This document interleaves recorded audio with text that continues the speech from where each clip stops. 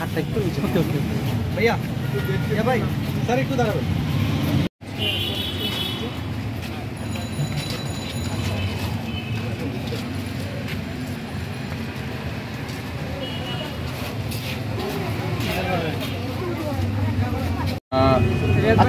ছবি আসলে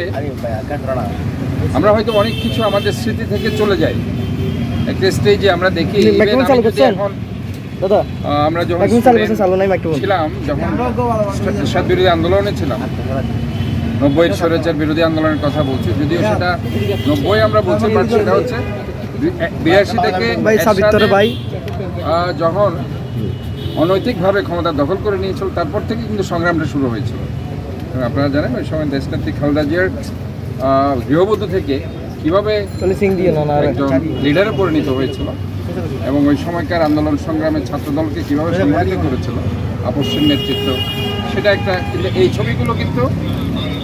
ওই সময়কার অনেক স্মৃতি হয়তো আমাদের মধ্যে নেই, কিন্তু ছবি দেখলে আবার আমাদের ওই স্মৃতিগুলো অবশ্যই তখন হয়তো নূর হোসেনের কথা মনে পড়বে, দীপালে ডাক্তার মিলনের কথা মনে পড়বে, মোজাম্মেল জিয়াদের কথা। ঠিক একইভাবে এই ছবিগুলো আজকে আমরা জুলাই অগাস্টের ছবি যেগুলো দেখছি, এতে করে হবে কি আমাদের যে এই যে 16 বছরের যে দেশের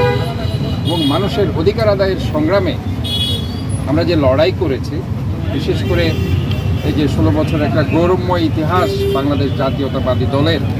এবং অন্যান্য দল যারা গণতান্ত্রিক দল,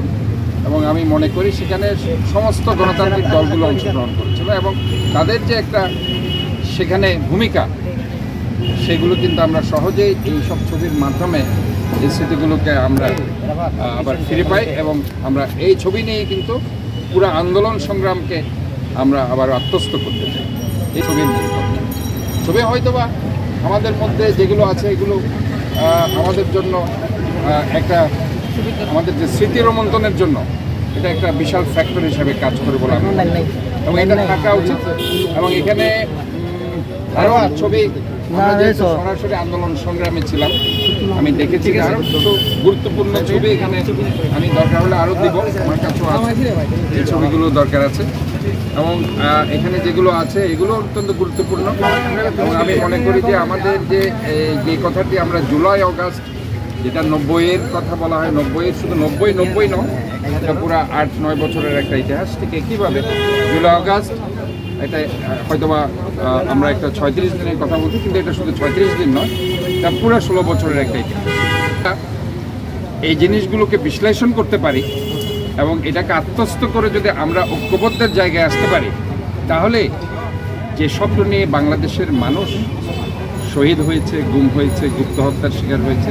বিচার বহির্ভূত হত্যার শিকার হয়েছে, জুলাই আগস্টে আমার ছাত্র ভাইরা রাজপথে রক্ত দিয়েছে,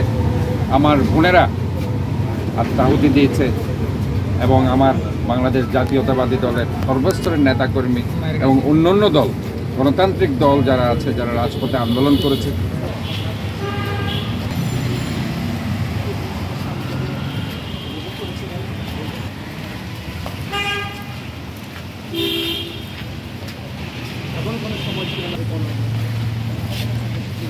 কিন্তু